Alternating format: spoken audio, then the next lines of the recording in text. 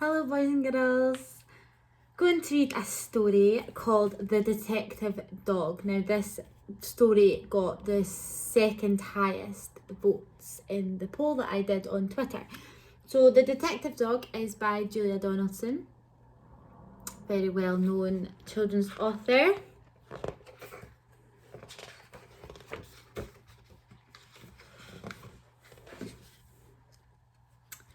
There once was a dog with a keen sense of smell.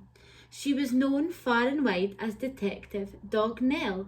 Sniff, sniff, sniff, time after time, Nell the detective solved crime after crime. Who threw the hazelnuts down from the tree? Who took the honey away from the bees? Who did the poo on the new gravel path? How did the spider get into the bath? Sniff, sniff, sniff, with a wag of her tail, Nell the detective was hot on the trail. Nell shared her house with a person called Peter, a very nice child, though he could have been neater.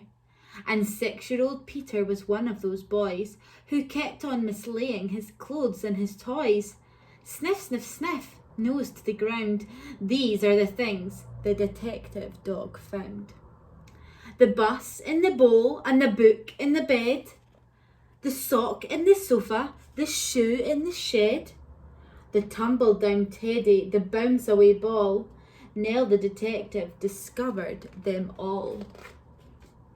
Now Nell did detection from Tuesday till Sunday, but did something totally different each Monday. She found Peter's bag and she tracked down her lead, then set off for school where she heard children read. The children loved reading their stories to Nell, and Nell loved to listen and also to smell. Sniff, sniff, sniff, mixed in the air were plasticine, custard and newly washed hair. The crusts in the bin and the coats on the hook, but the best smell of all was the smell of the books.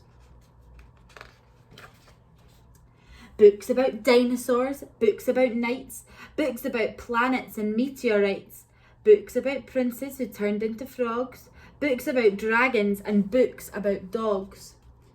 But then came a Monday when all was not well. Nell sniffed the air and she smelled the wrong smell. Into the classroom the two of them hurried and found Mr. Jones looking terribly worried. He tugged at his hair and he let out a sigh. Peter looked round and he started to cry.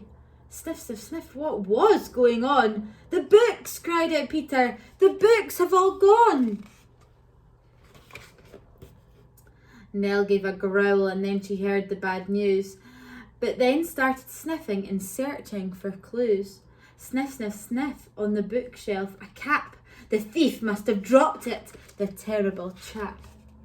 Nell sniffed the cap, then she tugged on the lead, and woof, she was off at astonishing speed. Everyone followed Detective Dog Nell. She stopped at the traffic lights. What could she smell? Sniff, sniff, sniff, haddock and hay, pizza and penguins, and further away, the smell of the thief. And how very exciting. Thousands of pages, all covered in writing. Then, woof! They were off with no time for a stop, past the farm and the zoo and the takeaway shop. They raced through a field where the rabbits smelled good, then over a golf course and into a wood.